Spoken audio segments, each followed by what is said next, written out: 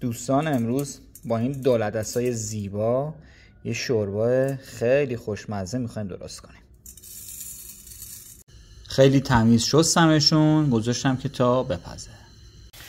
بعد از اینکه پیاز و سی رو تفت دادم، دولت‌دستا رو بهش اضافه میکنم.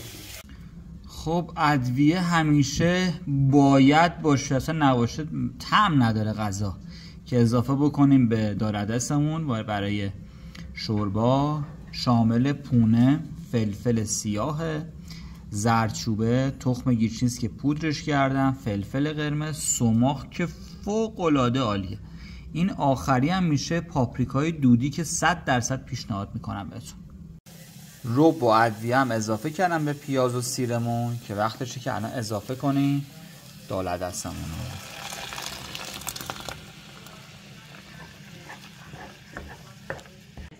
یه حدودا نیم ساعت میذاریم قشنگ رو حرارت بمونه.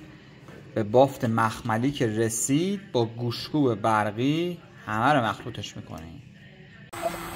با گوشتکوب برقی میفتیم به جونش که یه بافت مخملی خیلی لطیف برسیم. میبینید دقیقا همه دولت‌دستا داره له میشه. خب ببینید این بافتی که میخواستیم و رسیدیم، اصلا خیلی خوشمزه است. حتما امتحان کنیم. این بافتش میبینید همه چی حل شد. خب شوربای ما هم آماده شد. تستش میکنیم. از قیافش که اصلا مشخصه، اصلا فوق‌العاده است. حتما امتحان کنید، حتما.